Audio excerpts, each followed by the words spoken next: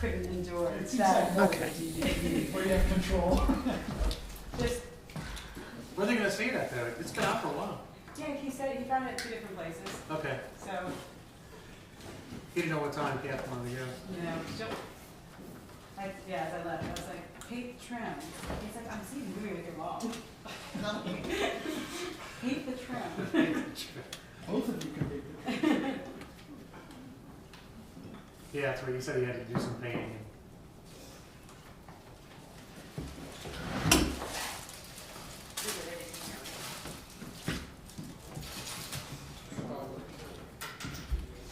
I thought we were going to have some rolls or something.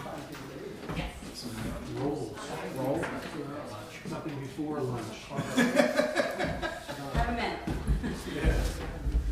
We're ready to go? You're going to have some claps. Check in to get the password. Okay. This one. She's on. You got this one.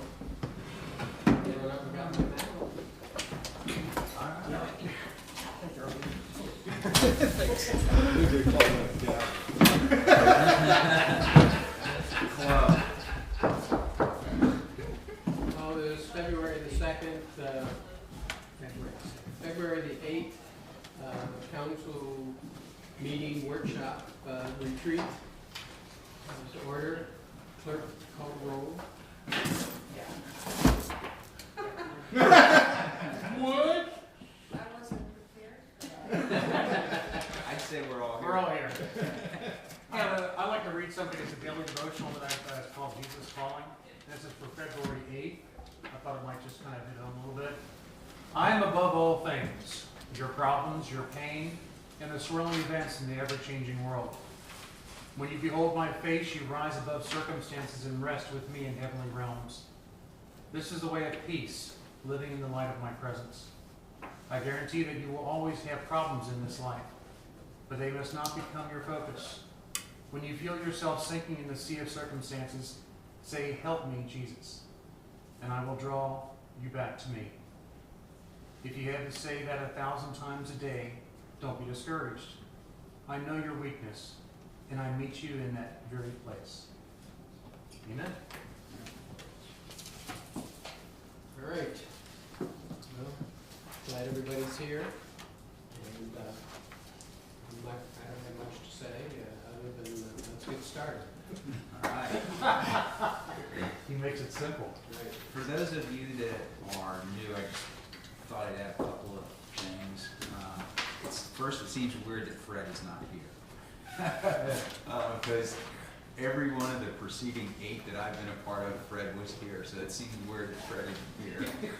It does not seem weird that David is here because he was at a lot of the preceding yeah. ones. So it's probably a little more relaxed atmosphere than usual. Everybody has the agenda that was sent out. And this is really council's time. It's our time to do a little bit of education, do a little bit of planning for the future, and it's a better time to have more prolonged discussions about a few really important topics. So the timelines we have, times are a little bit flexible. As long as there's energy on a topic, we'll continue on. If we get done with something a little quicker, that's great. And if it takes a little longer, that's fine. We'll cut somewhere else. So, and thanks to everybody that did preparation things for us. So, Ron, I think you're up. I think you. Oh, I'm sorry, Jeff. Oh, good. Or Yes. we just your heart Okay. Yeah, I have a few things that I've been asked to address. And a lot of this we do this at this retreat every year, but I think some of you have heard this before, some of you haven't. But even if you have, I think it's a good idea. It's what today is about. It's just a sort of a reminder of how we do things. So one of the first things I always talk about at the retreat is the form of government that you have here. You know, in essence, what you have is the mayor, council, manager form of government, and I think it's helpful to just take a few minutes to talk about what the roles are of those, you know, various groups or people.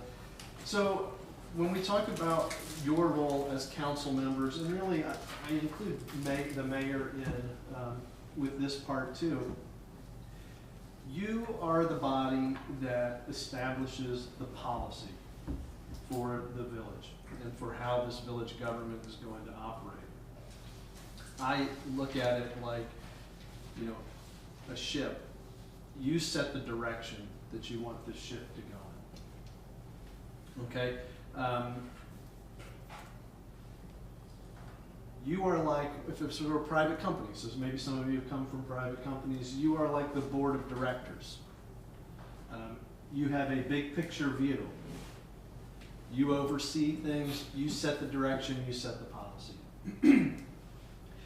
Then you hire a manager, which you've done. And you have a professional manager who then is here to actually follow through on the policy and the directions that you've set. It's the manager's role. The manager, basically, for that private company kind of thing, the manager is the CEO or the chief executive, chief administrative officer. You set the direction, and then the manager actually is supposed to steer the ship, do what has to happen to steer that ship to keep it on the course that you've set as the policymakers. So some of the things that we talk about specifically are, let's say, staffing decisions, hiring, firing, raises, compensation, that kind of thing. In general, that's within the manager's discretion. There are a few places, the way your charter is set up, where council actually hires, like, for example, the manager. Council hires a manager. Council hires the law director. But other than that, what council does is you establish positions. You say, we're going to have this many people in this department, we're going to have this many positions in this department, and we're going to set ranges for what that compensation should be. But then once you do that, you're finished. And then it's the manager's role to decide within the parameters that you've set, okay, maybe we have a vacancy in a particular spot. And the manager is the person that's going to say, you know what, I think for now we're going to keep that vacant because we're getting by, we're doing this is working fine, this is keeping us moving in the right direction. But when the manager decides, you know what, in order to stay on course with what council has set, I need to fill that position. That's a managerial decision because council's already decided we have this many positions. Now, manager, you decide how to fill them, when to fill them, when to leave them vacant, how much to pay people, as long as it's within that range that council's established. So, that's how I would, and that's just one example, but that's an example that comes up a lot, and what I always say is, and I'll say this to this manager, just like I say to every manager, and every council.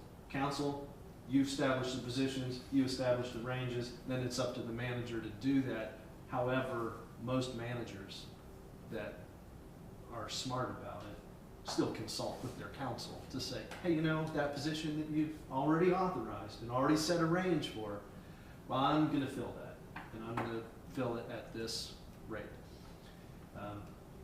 They usually tend to, that's all about the communication.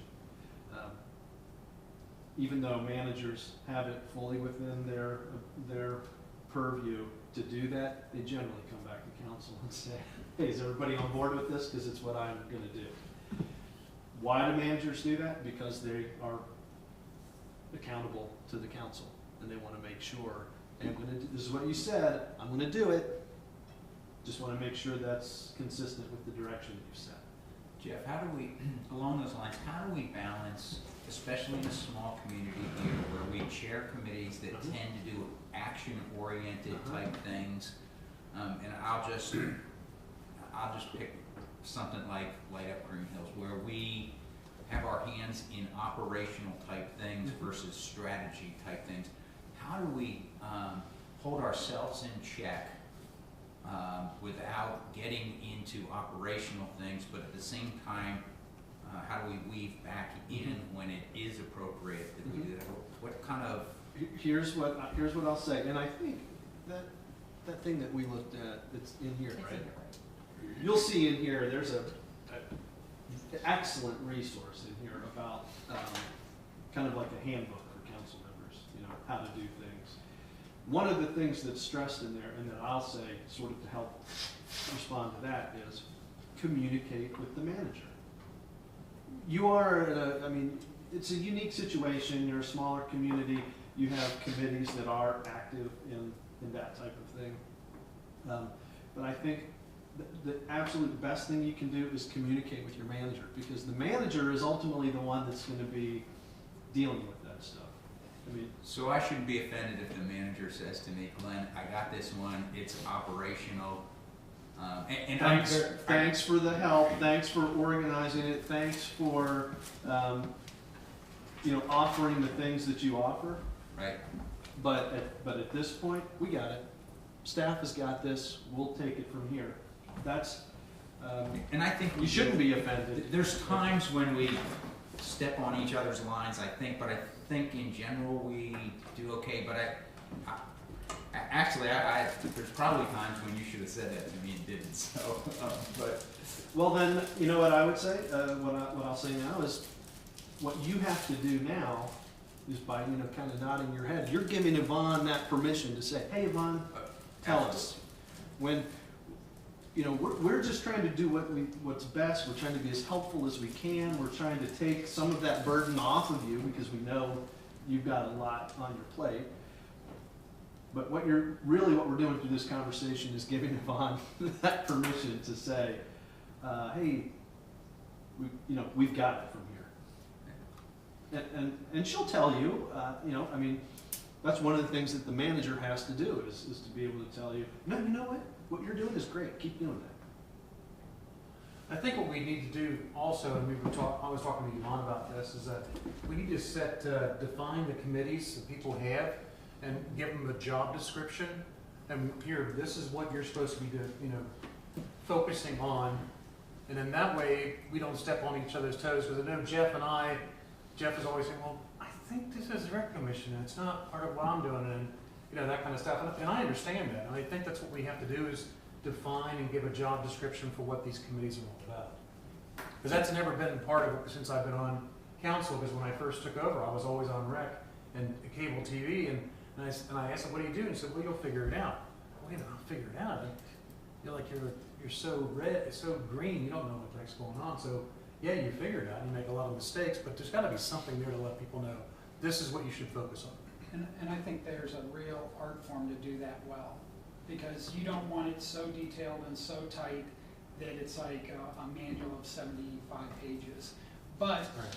some kind of guideline, you know, I know there's pros and cons to each way. If you really don't have a description, okay, you know, go with the flow, use common sense, and there's a huge amount of freedom, almost too much freedom, but having that right balance in those descriptions that allow people to apply their, you know, their head, I think it's needed, and it's been talked about a couple retreats at least, I think. Yeah, and actually, that's kind of the next point on my list here too, as you talked about the roles of council, the roles of the manager. One of the roles of council, and this is set forth right in your council rules. It says these are our, I guess it's 6 standing committees of council. You know, we've got 6. The mayor sets the membership of those committees. Everybody, the way your council rules read, everybody is going to be the chair of one committee, and you're going to be a member of another committee. Maybe having some more, I guess, stated role of what each committee. I will tell you, in the years that I've been working with you guys, it has been like, well, you just know. Well, this comes up, everybody knows that's what safety does. Everybody knows that's what streets and services, you know. But it may be helpful to articulate a little bit more about what each committee is supposed to handle. And then, the other thing I'll remind you to do, and let me I'll say this one thing. is to look at your council rules. Because those council rules talk about what the committees are supposed to do. Not from a subject matter, but from a kind of a procedural type thing. Here's, what your committees are supposed to do. And if you think of it like this, issues come up. Sometimes they're recurring things. Concerts in the Commons is a recurring thing. Sometimes it's a one-time issue about, hey, what are we going to do about this issue with this sidewalk? Does it need to be repaired? And if you think about it, what basically is supposed to happen is those issues get assigned to a committee. And a lot of times that happens through the mayor at a council meeting or at a work session. You know what? You're right. This is something we need to give some more thought to. So I'm going to say, Committee X, this is your thing now. Because that's what the committees are supposed to do. It's a more focused analysis of topics that you need to deal with. It gets assigned to a committee. That committee meets and does whatever they need to do to kind of get to the bottom of it. And then in general, you have a recommendation or you have something that comes out of that committee that comes back to the full council for consideration. The other thing I'll point out, and then I promise I will, is that think of it like this. Things get assigned to the committees. The committees do the homework, the focused, detailed homework. You come back and make a report back to council. And then if legislation comes out of that, then as the committee chair, that's how we do that. You introduce that legislation to council. The one thing I will point out, and we've sort of strayed from this over a lot of years, is that those committee reports, when you come back, it's on our agenda every time.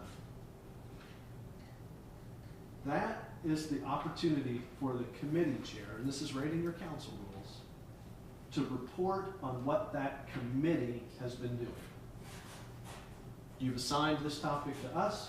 We've met 3 times. We've come to this conclusion or resolution or recommendation. Here's what we're recommending to the council for action. Those committee reports are not the time for council members to talk about new business, to talk about non-committee related things. I mean, there's a time for that in the agenda. It's called new business. I mean, if you have something else you want to raise for council, you do it. But the committee reports, really what you should be saying is, my committee met on this day, this is what we talked about, we've come up with this recommendation. Or, we haven't reached a recommendation yet. We're going to meet again to continue. We're going to work with Yvonne to help us come to this. That's what the committee reports are for. So if you think of it like that, it might help focus a little bit about what your committees are actually doing. So, I'm sorry, yes? That's all right. I'm bringing this up because I think Mr. Hermanson's referring the point of that. And for example, I met with Yvonne and the foreman for 2 hours after I was assigned to student services. And we made a list of what we were going to discuss on the committee meeting and so forth. When I bring up the stands, Mr. Hermanson says, oh, we discussed that in recreation. And we discussed, and then I said, well, we discussed about the painting of the building. They want the siding for the works building there, but it's too expensive, and maybe there was stolen on the paint. Well, we discussed that in the recreation center. And I had just spent 2 hours with the foreman discussing that and bringing up the 3 main points for that committee meeting to attend. And for example, the stands, it's a part of the recreation, but I think it's part of the maintenance of the place, of the streets and services, because it's a liability as well in the conditions they are. They fell the one in Sycamore, and that's a liability for us. That if we do not tend to that, I figure that the general fund would be in charge of that. I don't care, for example, where the money would come out of, but I thought it was my purview, and that's what I brought up. So I think that there's a problem here that we don't know where we are. Yep. Here's my suggestion for that, because without maybe better defined roles about what the committees are doing, you got duplication. And sometimes, that sort of duplication or redundancy is good because you get more eyes looking at things. Other times, it's maybe people are just spinning their wheels. So maybe what you think about doing is, and maybe soon, at a council meeting, when you are giving your committee report, you say, these are the things that we've been working on. And if another committee says, well, that's funny, we've been working on that too, then maybe the mayor says, well, I'll tell you what we're gonna do. That topic is gonna go to that committee. And then you proceed that way. Not to put, you know. Well, just to make sure, we didn't talk about that at the rec commission meeting. It's just that Mr. Weber, who owns the 80 Doors, was talking to me about when I was there trying to get some money from him for, okay? And then it just so happens that I talked to Jeff, because Jeff and I hang out other than council. And I just talked to him about, hey, let's just go up there and just see if we can paint that, because it was too expensive. And that's when we thought we would bring it up to Yvonne. And of course, there's liability issues and everything on tall ladders. One of the things that I think could clarify it though is we really, and it's up to us individually, the description will definitely help. Like, community development means this. In light of 75th community development, Yvonne and I have talked about this, has taken a little bit of a different twist than you've seen at other places. But if you're asking yourself the question, okay, whether it's recreation and maintenance, you both just think of it from your vantage point. If you're thinking it from a safety standpoint, you're more than justified to bring that building up. If you're thinking we want to have an indoor golf arena there, I mean, I don't think you have to, take the topic and say that it must live in one committee, because there's no doubt that maintenance can affect the golf course or the swimming pool just as much as recreation can. I think it's up to us to have the self-control to focus on what we're there for and answer questions in light of that, and not stray, and it's easy to do, not stray into some other category that somebody else is responsible. Yeah, but I think what he said too is that, here, it's on this baby's hands down. No, and actually, Everything comes to finance because it all has money in it. You're involved in everything. Actually, in the Surface and Streets Committee meeting, I brought up the fact that the ball field thing should be in recreation. So, I feel that the recreation people should look at that first. If Maria wants to attend the recreation committee meeting, or to give her input on what she feels, and it's the same way with any others. If I've assigned something to a particular committee, if any council member wants to go put their 2 cents worth in, that would be fine. You know what's interesting about all this too, when you talk about that, Maria, we've been actually discussing about that ball field and where we're the stands and everything for 2 years, probably more than 2 years. And it all comes down to, and I know if it wasn't you, even could have been Jane, had people out there just trying to get a feel for, hey, how much is it going to cost to do this? And every time it just went by the wayside, it goes underneath the pile, because it comes down to too much money, and we don't have it. So all of a sudden, it brings it back up again, because I know that Mike brought it back up and said, man, this is really growing. I'm doing a bang-up job here as far as getting a lot of ball teams here. We need a ball field. We can generate more money. It kept on going that way. So it brought up, well, what can we do about the stands again? You know what I mean? So it's something that keeps on coming back up, but it's always money, and Well, at this we don't point, have it. we have to realize that it's a liability issue. Oh yeah, sure. Because it did happen in Sycamore, when the stands went down, and because of that, many other ones have been just as an emergency being inspected and redone. Well, it's not the stands. The stands are okay. It's those railroad ties. They're just crumbling, and they're actually built into the side of the hill. Yeah. So nothing's going to fall down, but it's going to start breaking all apart. And I think it's what it's doing already. Okay, why don't we, let's Sorry. finish, All right. and, This is And we'll- exactly the kind of conversation you should be having at your committee meetings. Really. Yeah. Okay. Yeah, because I think I have 5 minutes left, and I'm supposed to cover everything about the sunshine law in 5 minutes. So here, Just name the dates and the times. here's what I'll tell you. Actually, I don't have specific dates and times for that training. I know at a meeting that I was at a few weeks ago, they talked about trying to schedule some more in this. March Did they? 23rd. There you go. There's one in Hamilton, Ohio. There you go. Okay, here's what I'll tell you. Sunshine law, it's made up of 2 parts, public records, open meetings. Public records is going to be easy, what I'm going to tell you today. pretty much everything that's created comes into possession of the village. There are exceptions, but if it documents what this village is doing, it's a public record. You get, when people request those records, you have to give them to them in a timely manner. Depends on how much they ask for, how long it might take. But that's kind of the, golden rule of it. Another thing to remember is when people ask for records, you're never required to create new records to answer a question. Or change the format. Or change the format unless, there's a provision in the public record law where someone says, I would like it in a certain, I want it in an electronic format. If you have it in an electronic format, then you have to give it to them that way. Just like you don't have to create anything to respond, my other advice is don't do things that that create documents that you don't need. And I'm going to give you one example, and that is my biggest pet peeve of all, and that is, and I wish this button didn't even exist, it's the reply all button on email. I wish that if you hit reply all that a box would pop up and say, do you really mean reply all? It's just like on the delete, do you really want to delete this? Well, do you really want to reply to all? Because when an email comes out that says, we're trying to schedule a special meeting on this day and time, every time somebody hits reply all, it's like this exponential creation of records that are, for the most part, unnecessary. So that's my only thing I'll say on public records is you don't have to create things to respond, and you shouldn't create things that are really not necessary, that are just going to kind of create an administrative headache on that.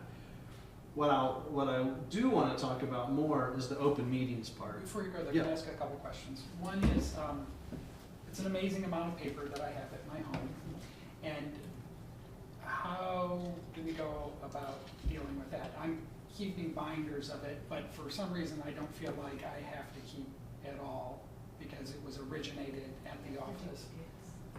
Well, even duplicates are public records. Okay. So, Do we have a retention policy? yes, we do. Yes.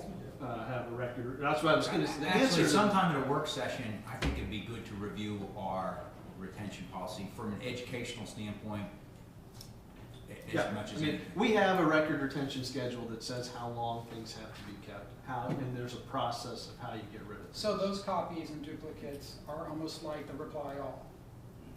Well, yeah, they could be.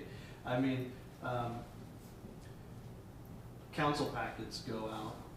The question is every packet that goes out a public record? I guess in theory it is, but when someone makes a request for, I want the council packet for the February 8th meeting, there's going to be one centrally located. So my advice is look at your retention schedule that says what you can do with things. For the most part, we have we've been working on that for a long time now, updating it and getting it in a form that makes it easier to deal with, and so that you can dispose of things in a normal, timely manner. Legal. Yes. And one other question, sorry, Yes. before we move on. No, it's fine. As far as notes, personal notes, Uh-huh. I'm sitting down saying, Yep. Clint's got some in his teeth, or, how does that work? Yeah, I'll tell you that there is actually, there is actually an answer to that. Council members' personal notes are not public records unless you do something with them. Here's what I mean. If you take notes at council meetings, your handwritten personal notes, and they're just for you to review, they're not public record.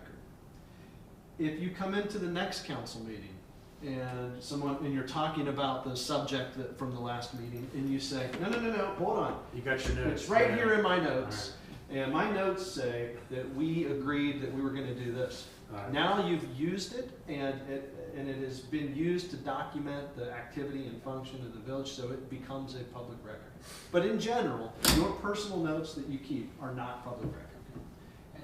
And conclude in a second. So last year, we did a brainstorm list. I still have the flip chart that really needs to go. It's public record. Yeah, Yeah. it needs to go into your possession. I mean, I would, at some point, we have to move, I would think, that those records now. Okay. Yep. That's I mean, Too much paper. that's the safest way to do it, sure. Okay? Scanner. Yeah.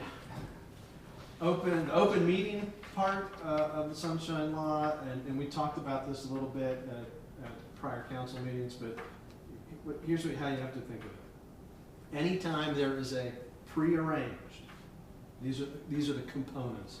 It has to be prearranged. There has to be a discussion of the public business, and it has to be by a majority of the body. That could be a majority of council, and that same rule applies to committees. That is considered a meeting. If it's prearranged, you discuss the business, and it's a majority of the members of the body. That's a meeting.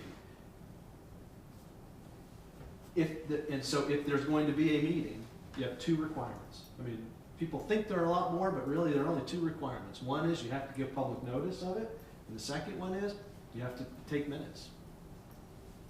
So if there is a public meeting, you gotta give notice, and you gotta have minutes. So when I get married, I don't have to put out a notice that Correct. we're having a public meeting? Right. But we are foreboding to, But if don't we all talk- sit in the same queue, I can't look over to Jack and say, Okay. how about that Here's- recreation committee? The example that they give at the training stuff on this all the time is, the example they give is, say, it doesn't apply as much here because you're a bigger Board of body, but trustees exactly. run into each other at a shopping. Yep, township trustees, there are only 3 of them. That's a bad deal. 2 of them get together, you got a majority. So the example is, Yeah. so if 2 of them run into each other getting coffee at McDonald's, you got a majority.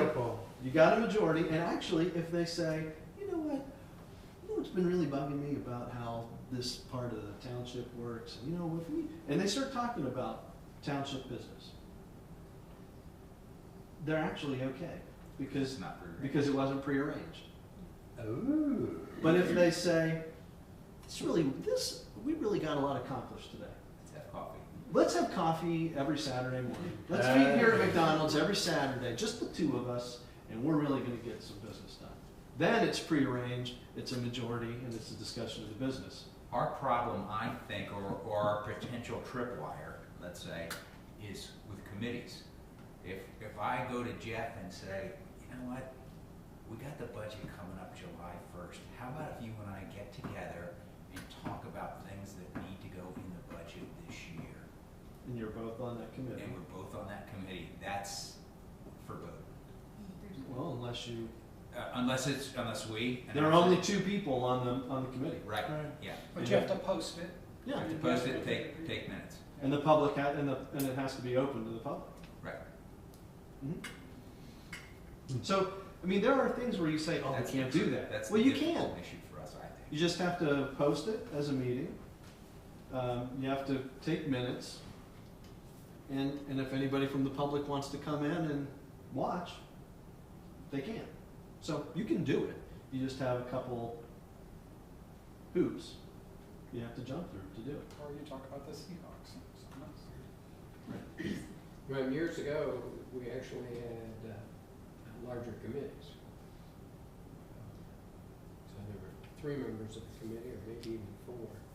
Yeah, I mean, that's, Another, But we had more council members too. when you say majority of the members, I'm Mhm. thinking of finance. The people that I view as on the finance committee would be me, Jeff, Yvonne, that's it. Kim. No, I It's mean, just the these elected are- officials. yeah. The committee is the chair and the member.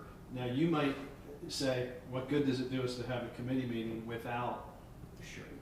the staff. Right. But Yes, you're, that's right, that's I would just, say that. that's staff.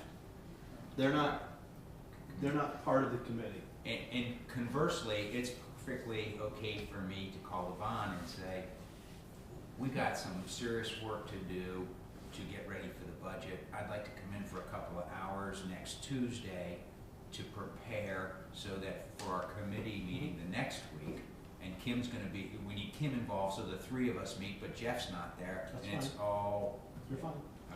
So now, I'm no longer on finance, you and I could talk about finance, right? Because I'm not on the committee anymore. But it brings up, Dave, you bring up a good point that there might be an advantage to a larger committee.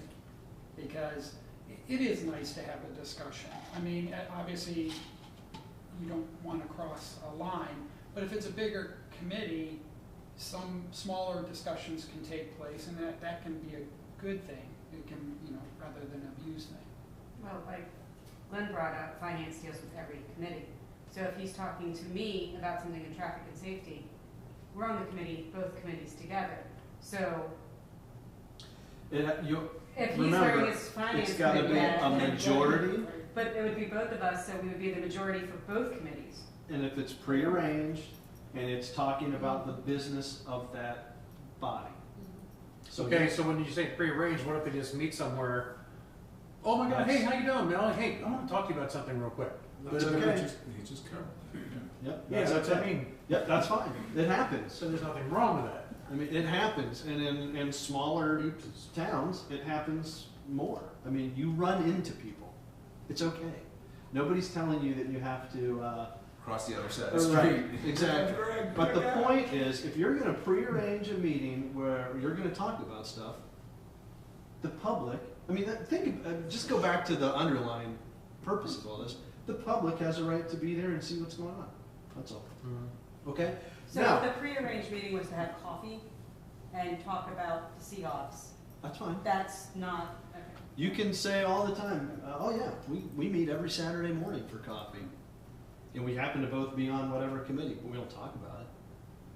Well, and We it do our it fantasy happened to football us just the league, other day, and- because we were. And that's fine. We. Exactly. You don't have to cross the street, you don't have to leave McDonald's, you don't have to, to do that. Just think of it from that basic premise that if we're gonna plan to meet and talk about our committee or village business, the public has a right to be there, and we need to do what we're supposed to do. Now, last thing I will talk about is when the public does not have a right to be there, and that's executive session.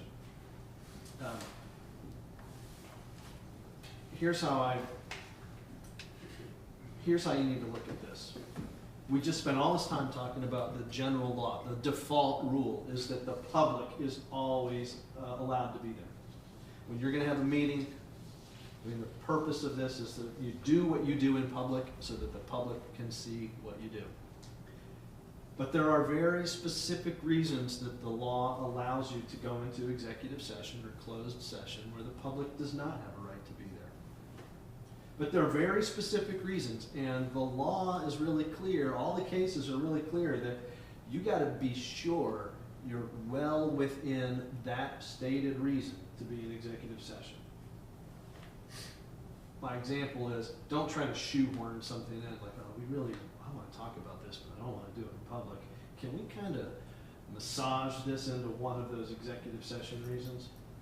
What the law will tell you and the courts will tell you is no, you gotta be squarely within that reason. Okay, so, because this is kind of an extraordinary element of the Sunshine Law, it's there for a reason. What the law has recognized is everything you do is supposed to be in public, but there are certain things that you have to be able to do confidentially. And and I'm not going to go down the list, but I mean, it's things like talking about lawsuits. You have to be able, if you're going to talk to your lawyer in an attorney-client privilege setting, you have to be able to do it in a closed, confidential session. If you're going to talk about real estate, buying real estate, I mean, selling real estate, when you're talking about negotiating price for things, you can't do that in the public. So the law is really clear that there are certain times you're allowed to be in closed session, but if you are, it's got to be for a really good reason, and if it is such a good reason, and what I'm emphasizing is it has to stay confidential, because if it doesn't, you've defeated the whole purpose of why you even can go into executive session in the first place. What you talk about in executive session is confidential. And to bootstrap on that, the Ohio ethics law says, as elected officials, if you disclose confidential information, it's actually, there are criminal penalties that go with that. You can lose your office, and you can be charged with a misdemeanor for disclosing confidential information. So I stress that because what I'm really trying to stress is that most of what you do has to be in the open. But if you're allowed to be in executive session, then you have to treat it like the extraordinary situation that it is. And it has to be confidential. What I will add to that, though, is kind of piggybacking backwards to my public record concept is, just because you're in executive session, you know, everything you talk about is confidential. If there are documents that are, you know, distributed or that are, those are actually public records. There is no public record exception that says it's not a public record if we talk about it in executive session. So you have to remember that. Now, what I will also say is, if there are documents discussed in that very confidential executive session, how do I put it? Then I guess the public Won't know about them unless you say something. shouldn't. So shut your mouth. Exactly. If Exactly. we get an offer for somebody to buy a piece of property, the public, unless they're clairvoyant, doesn't know to make a public request about that offer. And so to the extent that somebody violates the confidentiality of it, then they jeopardize the deal because they've Yes. violated.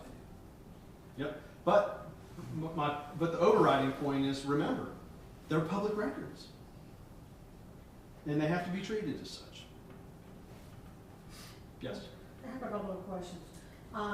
What is the requirement for council to request your presence being at all executive sessions, or to adjust that? And the reason for that is, what are my rights if something is being discussed and I'm not comfortable with it? How do I ask to be excused and a vote for them to excuse me from it and be able to leave it? Because if you're present, I feel comfortable because there would be a certain amount of client privilege in there, because you will be serving the interests of the village and you will be present, and then that would be in the executive session, and you would be able to moderate that in such a way. If you're not there and something feels to me that I'm just not comfortable with it, how do I get out of it? Okay, I'll go back to your very first part of the question. Okay. The Ohio Revised Code and actually your local laws, because what your charter for executive session basically just says you can go into executive session for any reason under the state law. The only time under the state law that your attorney is required to be in executive session is the one that says to discuss pending or imminent legal action, court action, I think is what it says. We call it litigation. Because it says with legal counsel. So if you're talking about litigation in executive session, your legal counsel has to be there. Doesn't necessarily have to be me, because there are times that you may be involved in litigation, and because your insurance company is involved, they've appointed counsel. So, but to go into executive session for litigation, your legal counsel has to be there. That is the only time under the law that your legal counsel is required to be in executive session. Beyond that, it's a council decision. Council can go into executive session, and you can invite anybody you want. You can require the presence of anybody that's under your direction. You want me to come to every executive session, you say it, and I do it because I report to council, and if council decides that's the rule they want, then that's what I do. But there's no law in place now that says that. I will also, to that end, I'll say, you can invite anybody else in you want to, but what I always caution you is that that confidentiality rule that we just talked about so much only applies to you, doesn't apply to the people you invite in. Does if you want to continue to work for us, Mr. Forbes. Well, That one it I does. am bound by it for different reasons, I don't know. but my point is, let's say you have a developer, because you're talking about purchasing or selling real estate, and you invite a developer into executive session. They're not bound by that confidentiality like you are. I am, because I work for you, you know, and plus there is some attorney-client privilege thing there. Speaking of that, I will tell you, just because you talk about things in executive session and I am present, doesn't make it protected by attorney-client privilege. Well, but at least there's a Attorney-client guidance. privilege, yeah, I mean, I can understand that if someone is in there, they can help monitor what's being discussed, make sure it stays within the stated reason. But I don't want any of you to have this illusion that because I'm in a room, that what you talk about is attorney-client privilege. Because attorney-client privilege is meant to protect communications between the attorney and the client, that the client wants to, I mean, it's your privilege, it's not mine. You know, I mean, I'm bound by it because you say so. You guys have the ability to waive that too, but I don't want to spend a lot of time on attorney-client privilege, but I want you to understand that just because I'm in the room doesn't provide this cloak of secrecy. What provides that cloak is that you're in executive session, and by rule, that stuff is confidential, and it shouldn't be discussed outside of that. Okay, the second part of the question is, you're usually there when we have a regular council meeting, and you always go to the executive sessions there. What if we are in a work session and you're not there? What if I don't feel comfortable and I would like to leave? How do I handle that? Then you Just say, address the mayor, yep, You're free to ask, leave. or if there's something that is being discussed that you aren't comfortable with, you should say so. Yeah. yep. Yeah, Because, you know, I mean, I'm not always attuned to where we drift off, but when we drift off, you know, my job is, I think, to try to make sure, hey, that's not what we're here to discuss. Because we did go off on a thing that we probably, you know, wasn't really part of. What I'll say is, as a reminder, there are those 6, 7, 8 reasons why you can go into executive session. And you have to identify which one or ones that you're going to be talking about in the motion. You know, someone says, I make a motion to adjourn into executive session for these purposes, you know, for whichever one they are. And once you're in there, that's it. You can't say, well, as long as we're in executive session, I know we're allowed to talk about compensation of employees. It wasn't in the motion that we made out there, but as long as we're in here, let's do it anyway. You can't do that. You have to identify in the motion what the stated, you have to state the reasons. And then when you go in, you have to stay within those reasons. And I say that, and I guess whether I'm in there or not, it's kind of a self-policing. And I think I can tell you in the last 8 years, there's been plenty of self-policing. It's just exactly where that line is. If we start to drift, somebody's got to raise their hand and go, you know what, I'm starting to get uncomfortable that we're talking about something that wasn't the stated reason. Right. But as far as people participating or not participating in executive session, that's, You can recuse yourself on Yeah, any issue, that's what I was gonna say. executive session or general session, correct? Well, you can, actually, what your council rules say is that all council members are required to vote on whatever topic comes before you that requires a vote. You are required to vote unless you, I think what your council rules say is unless council, the remainder of council excuses you because you've articulated a conflict of interest or you've articulated, for whatever reason, I need to recuse myself. I mean, one of the other cities I represent used to have a councilman who worked for Ford. And at the time, I mean, every police car you bought was from Ford. And whenever that would come up, he would always say, I'm going to recuse myself from this because I work for Ford. And if you're going to be buying a Ford police car, probably didn't even have to recuse himself from that because I don't think he got any kickback from every time we bought a police car. But he did, and that was fine.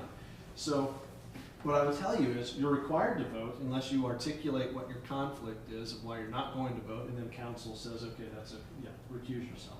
So let's talk about just, because I think it's a good topic about personal responsibility and why we're here. In other words, we were voted to come here, do the best job we possibly can for the community. And I'm always uncomfortable. It happens even in social settings. You know, someone starts saying something I do not agree with. My first tendency is to bolt out of there. But if we're in executive session and somebody is crossing a line, I think it's on all of us, when we know it, to politely say, hey, we're crossing a line. If they continue to cross a line, my first part of my question is, what do you do if they say, I don't care, we're executive session, you know? Well, you have, then you can't. That's his job, to stop it. Okay. Yeah, yep. And then the second part of that, though, as much as I might be uncomfortable with someone who crossed a line, I'm hoping that if it happens, and I've never seen it otherwise, it's been accidental, part of the discussion is passionate and it gets off track. So I would think there would be, one, there's no guilt by association. If one individual continues to do it, it doesn't make us all guilty. Otherwise, I will leave the meeting. You see what I'm saying? I do. Where there's an advantage of staying in the meeting, understanding what's being said, so that I can make the best vote, you know, cast the best vote when the time comes. Mhm. Okay. All I can really say in response to that is the way the statute works for open meetings and allowing executive sessions, it gives people the right to bring suit against the village if they feel like, if somebody feels like an executive session thing has been abused or an open meeting thing has been abused, people have a right of action to they file something, and it's actually asking for an injunction, but it's not against individual members, it's against the body, because the law applies to the body. I can't say that people won't get named individually. I mean, I know there's a case, right, Clear Creek Township, Yeah. and they named, This is a paper. oh yeah, and they named some of the trustees individually in that, but I don't think that's gonna make much of a difference, because what the law says is you can get an injunction against the body to basically, it's a court order that says, stop violating the open meetings law. Body, not Jeff. So what's the takeaway of that, though? So are you better off when someone crosses a line leaving the meeting? Is that what you're saying? I don't think that's gonna be an issue for No, us. I think- Every time in the last 8 years that somebody's gotten close to the line, somebody said, you know, I'm starting to get uncomfortable, and the mayor's always said, that's it, boom, or let's be mindful of that. But now is not the appropriate time or place to discuss it. And I think rather than focus on whether I should leave or whether I should stay, what you need to focus on is the self-policing. Yeah, exactly. To make sure it stays on track. And again, I say that whether I'm in the room or not. I wasn't bringing it up for myself. I know Maria expressed concern about leaving a meeting if she felt like it wasn't happening, and I thought. Did you feel like you wanted to leave a meeting because it was straying from the reason that we went into executive session, or was it something that wasn't, something else? I really don't feel comfortable discussing that here right now. I was upset enough. What I will leave you with is it has to be an individual decision too. If something has happened that has affected you so much that you're not comfortable being there, then leave. But there's no council rule that addresses it. There's no provision in your charter that addresses it. There's no cases that I've found about the state law that address it. But what I will tell you is you are bound by your rules to vote on everything that comes before you unless you can articulate a reason why you're not. And abstaining is a vote, correct? Or not? Well, there's some question. I mean, there are some cases that say an abstention goes with the majority. There are some cases that say an abstention is nothing. that only really matters when you're trying to figure out if you have a majority or supermajority or where things, you know, but generally it's gonna be based on how many affirmative votes it receives. So, Is the Senate Bill 93 is going to be more spelled out, because it looks like I already had my hearing and it was passed. Senate Bill 93 has been in committee for months. It hasn't made it out of its even first committee. Senate Bill 93 makes changes, proposes changes to the open meeting law. A few of them are related to executive session. When I initially heard it, it sounded like if you did run into each other at McDonald's, you had to read the minutes. Yeah, well, that's, I mean, some of the changes that are proposed, it changes the whole definition of what a meeting is. It does make it, it is more like if you run into somebody at McDonald's, you either better turn around and walk away, or, well, actually, you better just turn around and walk away because you hadn't posted notice that you were gonna accidentally run into You can each sit other down at and have McDonald's. coffee, you just want to discuss it, right? I think we're straying a little bit from where we're at on Well, potential legislation. last thing I will say is, there is a bill that's been introduced, that would make some changes to open meeting law and executive session. I'm tracking it in the event that it ever gets anywhere, and actually from what I understand, it is not getting much traction, because it is so extreme. But I'm tracking it, and to the extent that it ever makes changes, then my job is to tell you what those changes are and how you need to change your behavior, if you do at all, and go from there.